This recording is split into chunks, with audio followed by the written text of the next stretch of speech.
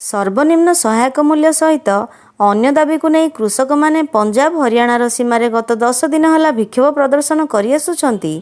ଏହି ଆନ୍ଦୋଳନ ସମୟରେ ଜଣେ 21 ବର୍ଷୀୟ କୃଷକ ଶୁଭକରଣଙ୍କ ମୃତ୍ୟୁ ଘଟିଥିବା ନେଇ କୃଷକମାନେ ଦାବି କରିଥିଲେ। ଏହାପରେ ମୃତ କୃଷକଙ୍କ ପରିବାର ପାଇଁ ଆଜି ପଞ୍ଜାବ ସରକାର 1 କୋଟି ଟଙ୍କାର ଆର୍ଥିକ ସହାୟତା ସହିତ କୃଷକଙ୍କ ଭଉଣୀଙ୍କୁ ସରକାରୀ ଚାକିରି ଯୋଗାଇ ଦେବାକୁ ଘୋଷଣା କରିଥିଲେ। ତେବେ ଏହା ମଧ୍ୟରେ କୃଷକଙ୍କ ସରକାରଙ୍କ ତରଫରୁ ଆସିଛି ପୁଣି ଏକ ବଡ଼ ଉପହାର। 5,47,000 ଡିଫଲ୍ଟର କୃଷକଙ୍କ ଋଣର ସୁଧ ଓ ପେନାଲ୍ଟି ଛାଡ଼ ଘୋଷଣା କରିଛନ୍ତି ହରିୟାଣା ସରକାର। ଯେଉଁ କୃଷକମାନେ 2023 ମସିହା ସେପ୍ଟେମ୍ବର 30ରୁ 2024 ମସିହା ମେ 31 ପର୍ଯ୍ୟନ୍ତ ଜମା କରିବାର ଥିଲା, ସେମାନଙ୍କର ସୁଧ ଓ ପେନାଲ୍ଟି ଛାଡ଼ କରାଯିବ। ଜଣେ କୃଷକଙ୍କ ପୁତ୍ର ଭାବେ ସେ କୃଷକଙ୍କ ଦୁଃଖକୁ ଭଲ ଭାବେ ହୃଦୟଙ୍ଗମ କରିପାରିଛନ୍ତି ବୋଲି ମୁଖ୍ୟମନ୍ତ୍ରୀ ମନୋହର ଲାଲ ଖଟ୍ଟର କହିଛନ୍ତି।